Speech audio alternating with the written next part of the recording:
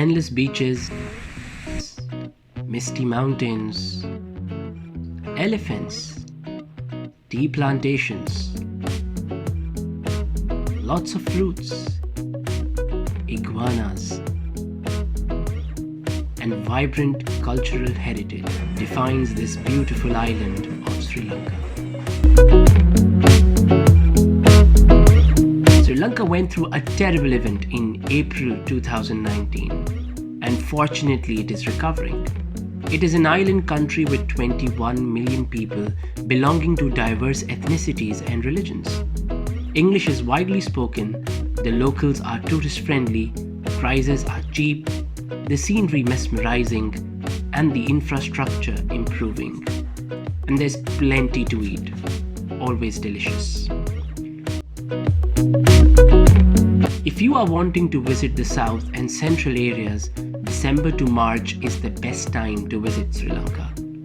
But first things first.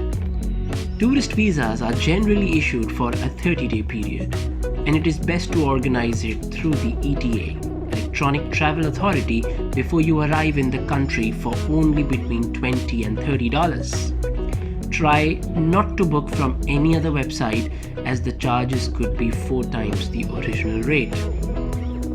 Ours was a package tour with Rapid Travels. Rukshani, who originally hails from Sri Lanka but lives in Dubai, helped us plan this trip. We took a late night flight in order to get the entire day in Sri Lanka. This was our first time with Sri Lankan Airlines, and it was a good experience. The Bandaranaike International Airport is the main airport in the country, and it is based in a suburb town of Negombo, a city 45 minutes away from the capital city Colombo. By the way, have you ever seen people buying washing machines from an airport duty-free? To our surprise, Rukshani was there to welcome us, which was not in the plan, but it was nice to see her, and she got welcome gifts for us too. You don't get that every time. We were then driven to Amaya Lake Hotel in Dambulla, a journey which was for more than 4 hours. The lush green views are such a time killer.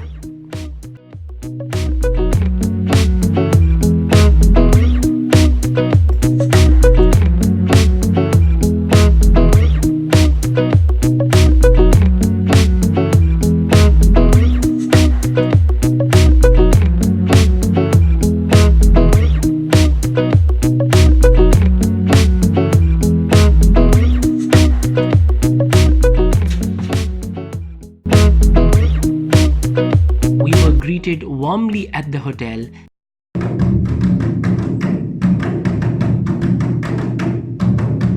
and then transported to our villa in a mini golf cart.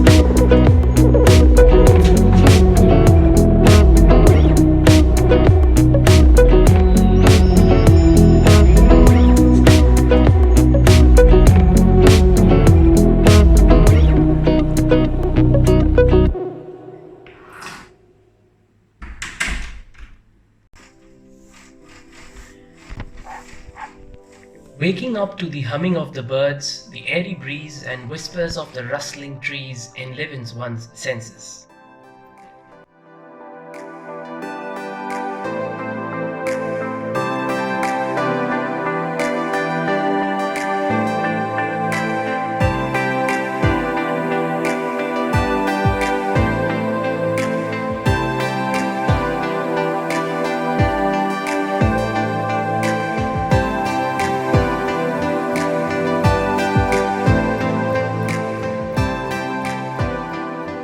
Let me introduce you to Siddiq Uncle, our tour guide who has command on several languages and spent nearly 17 years working outside Sri Lanka.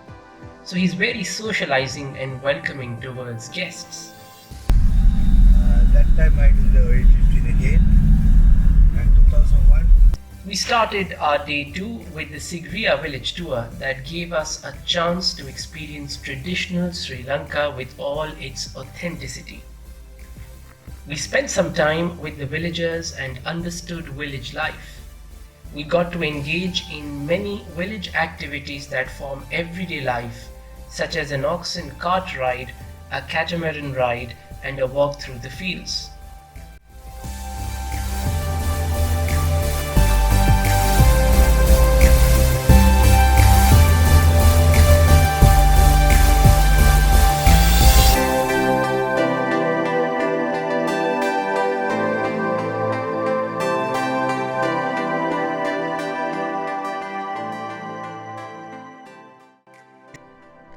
We also learned to cook traditional Sri Lankan food. We finished off with an exceptionally delicious buffet lunch, served in classic Sri Lankan style. This was our truly Sri Lankan holiday experience.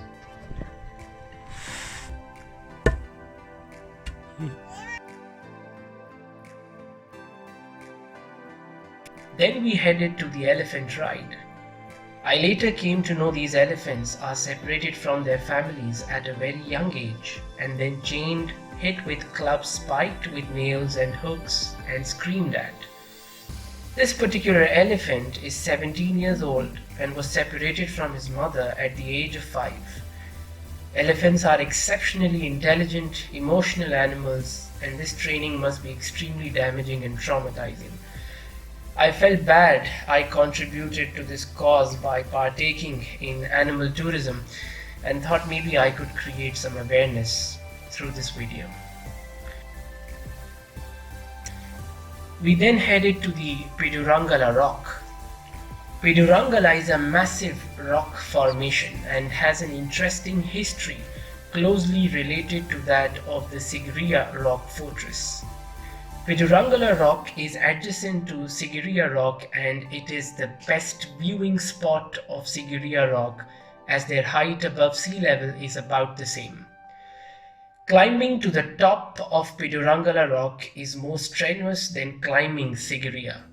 The trek starts with inclined steps but later turns into a challenging terrain. If you are fit and adventurous, it is a climb worth making. It will take you about 2 hours. We went all the way to the top and it started to rain, which made the climb more dangerous with the extra baggage we were carrying. Hence we decided to retreat.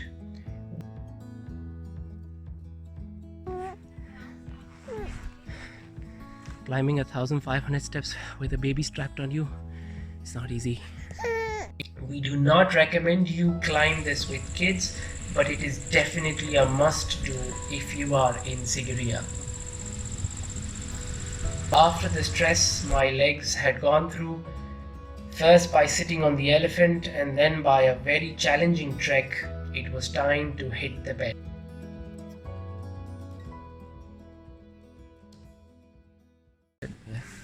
Alright, goodbye. Okay. Thank you for your hospitality. Okay, Thank you so much. journey.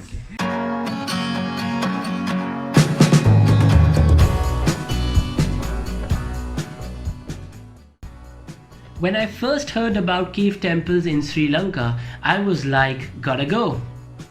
Those who have watched my vlogs in the past would know that I have also climbed the Batu Caves in Malaysia.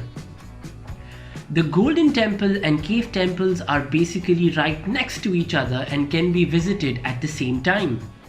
We started our day by visiting the Rangiri Dambulla Cave Temple, which is a sacred pilgrimage site for 22 centuries and also holds the UNESCO World Heritage status.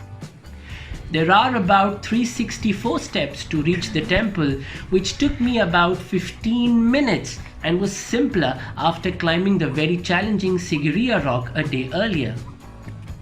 And this time I was climbing alone. This cave monastery with its 5 sanctuaries is the largest, best preserved cave temple complex in Sri Lanka. It is worth either going with a guide or having a good guidebook to appreciate all the differences between the caves and the images. You will also find private guides on the temple site, so keep some change with you to tip them. From here, we then headed to Nalanda Gedige, which is the center point of Sri Lanka.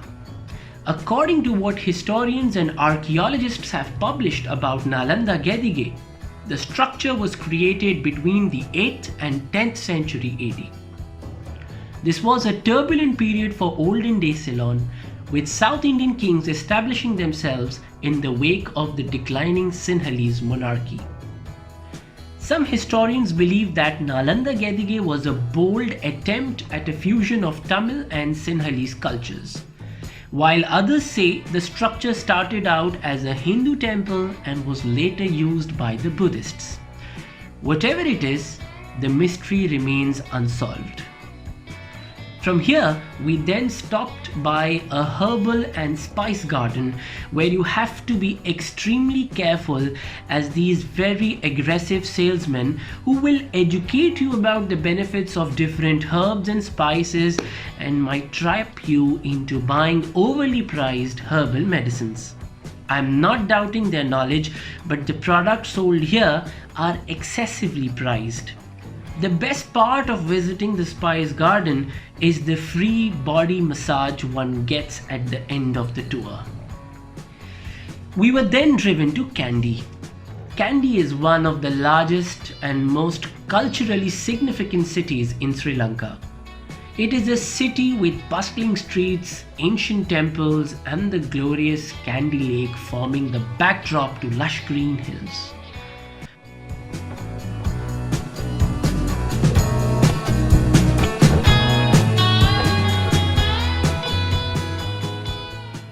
After getting lunch, we then attended the cultural dance show. These are traditional and unique dances to areas of the island which are usually passed on from generation to generation. And let me tell you, these have been well preserved. It is a must-see for any visitor who visits the historic site of Kandy.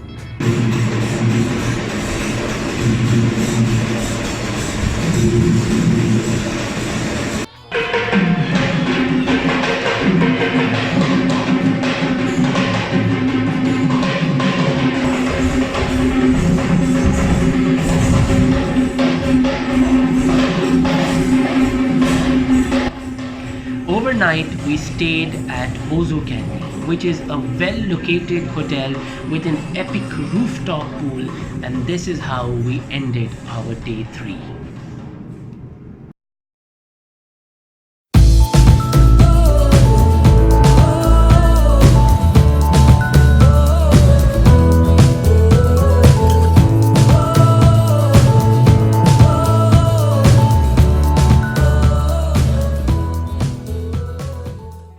Kandy is home to a couple of historical sites and buildings, and this British colonial style building is the Queen's Hotel, which is one of the oldest British era building in Sri Lanka with a history of over 160 years.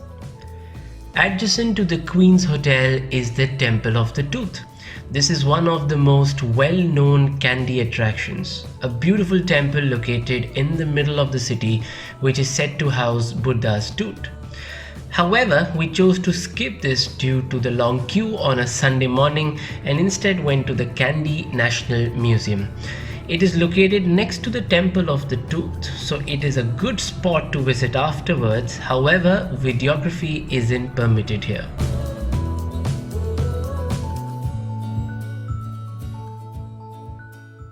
We then did a quick tour of a famous gem store in Kandy known as Amit Gems. Sri Lanka was also known as Ratna Dweepa, which means the gem island. Marco Polo wrote that the island had the best sapphires, topazes, amethysts and other gems in the world. It has been estimated that nearly 25% of the total land area of Sri Lanka is potentially gem-bearing, making Sri Lanka one of the countries with the highest density of gem deposits compared to its landmass. We had a quick stopover at Siddiq uncle's home, met his wife and got to see their beautiful garden.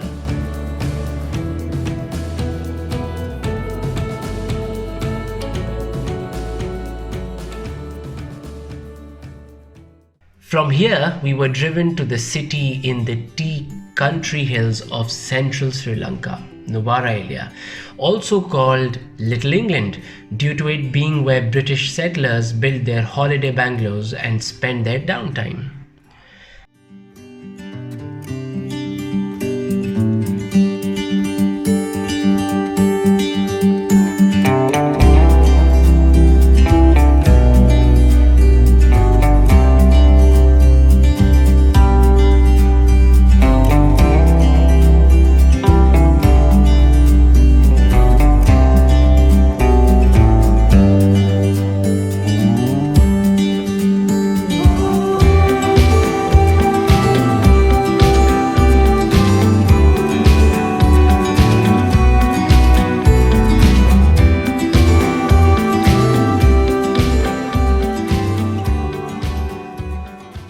Damro Tea Plantation has a big tea estate that caters to local and export needs. We had a brief 15 minutes tour of the factory. Most of the machines were on halt as picking of the tea leaves is once a week.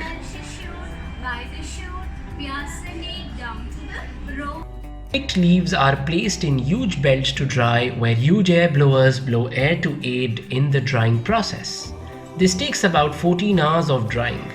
It takes approximately 5 kgs fresh leaves to make 1 kg of black tea. The tea is then auctioned in Colombo where multinational brands bid and package the tea. You can taste as much tea you want, but what was surprising was for the huge acres of tea estate and the fact that it is a factory, the rates should have been cheaper than the markets, but the tea here was quite expensive. For around $30, you can book a visit to these beautiful tea fields.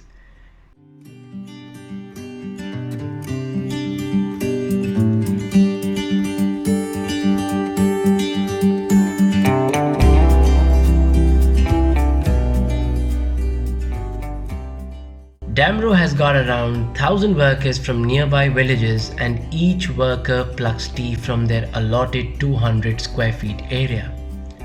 A worker is expected to pluck 15 kgs of tea in a very short span of time every day. We plucked a few grams for free. You'll find that it takes a bit of practice to make sure the leaves end up in your basket rather than on the ground.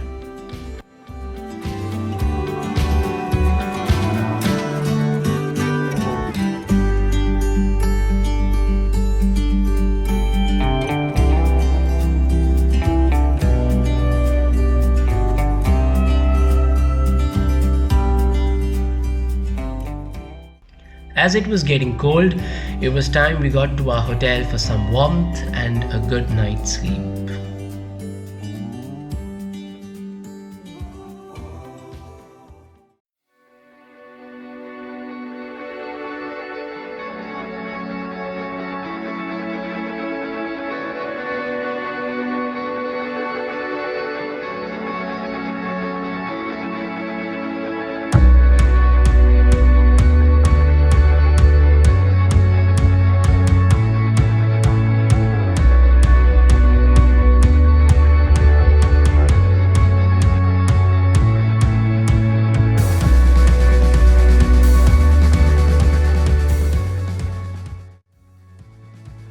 This hill town, Nuwara Eliya, which means City of Light, with its magnetic beauty and cheerful vibe, is one of Sri Lanka's most spectacular destinations. It is incredible that one can travel just a few hours from the coast of Sri Lanka from 28 degrees Celsius and end up in a totally different climate zone where the temperature drops below freezing at night. It is guaranteed you will fall in love with this cool hill area of Sri Lanka.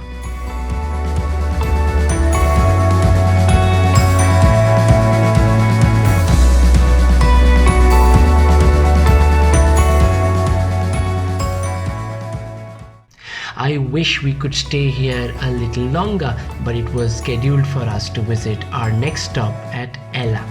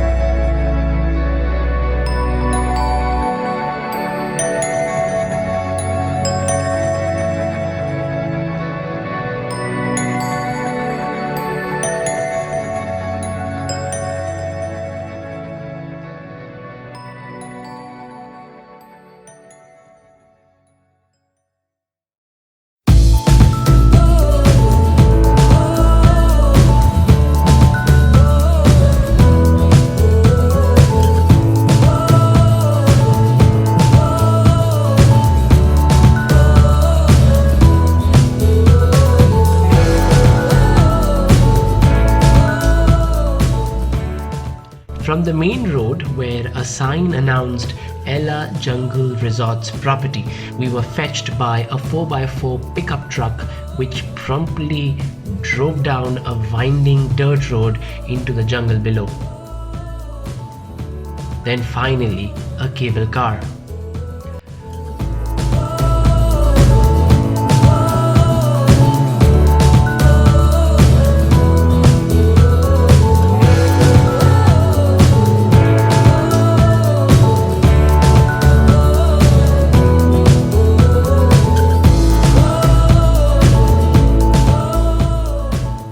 The place is indeed immense, but despite that, the resort has only a total of 14 river-facing chalets with 28 rooms that guests can rent out. We were booked on one of these and our jaws dropped to floor as we opened its wooden door.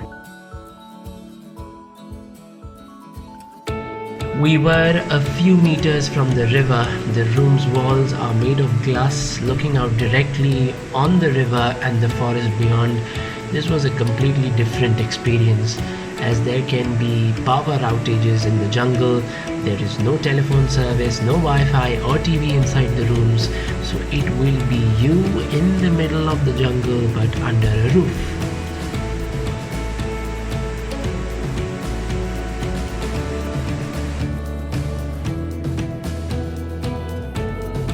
All the activities are free of charge, like zipline, waterfall excursion and much more.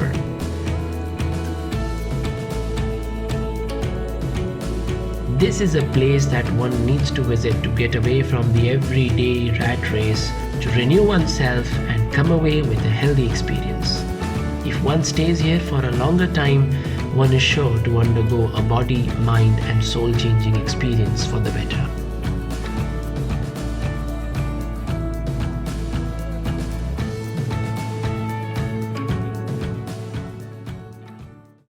This is the spookiest dinner I've ever had.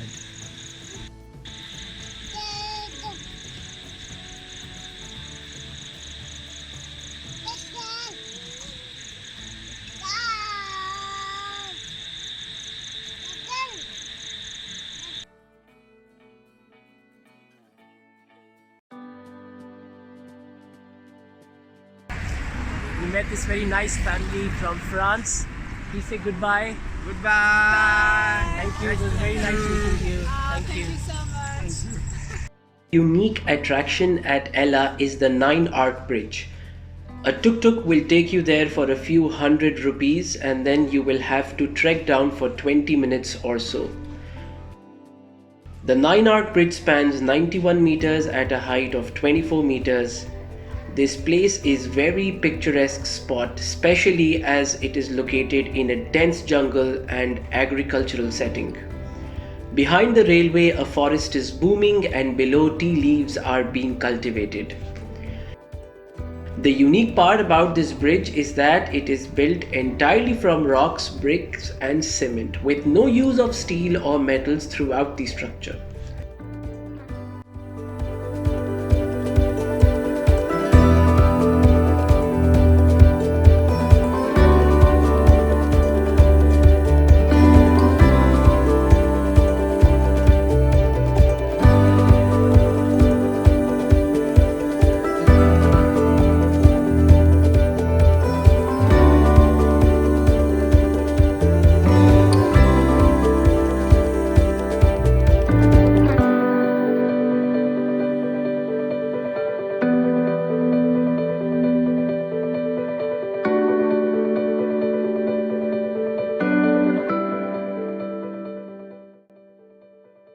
Kalutara is based on the west coast of Sri Lanka and we had our overnight stay at Coco Beach Resort. If you are a beach person, then perhaps this is the place to be. The town holds some lovely beaches where you can enjoy some peaceful time in nature.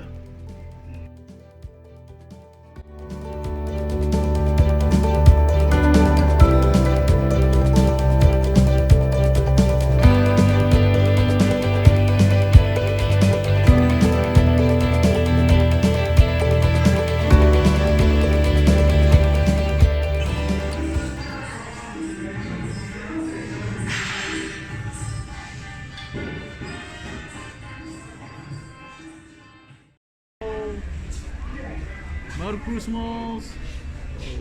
This is Sri Lanka. Will you subscribe soon? Lo! Thank you. Oh.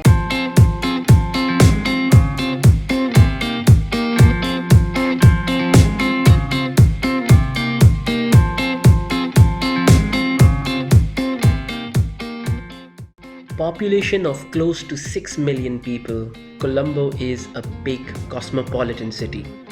It is a city with a great mixture of modern life and architecture, and old colonial buildings and ruins from the time when it was the capital of the British Ceylon.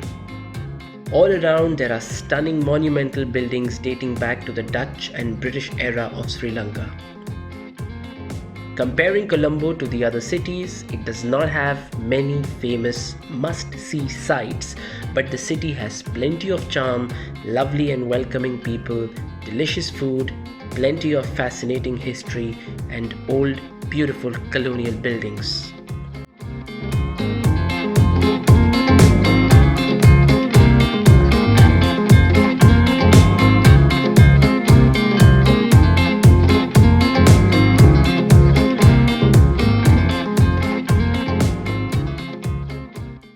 We covered more than 600 kilometers, 7 cities, trekked mountains, plucked tea, rode an elephant, went boating, strolled along the beach, rode a horse, and all this with 2 kids. There are many beautiful places around the globe, but perhaps the best way to differentiate Sri Lanka in this very competitive tourism industry is through its people. Sri Lanka is blessed with friendly and welcoming population. The actual beauty of this country lies in how the Muslims, Hindus, Christians and Buddhists live together in peace and harmony. We hope and pray Sri Lanka stays an unspoiled paradise. Our last day in Sri Lanka was spent catching up with some good old friends and a much needed rest before getting back to routine. If you liked my video, don't forget to hit the like button and please do not forget to subscribe my channel. Much love and God bless you all. Bye.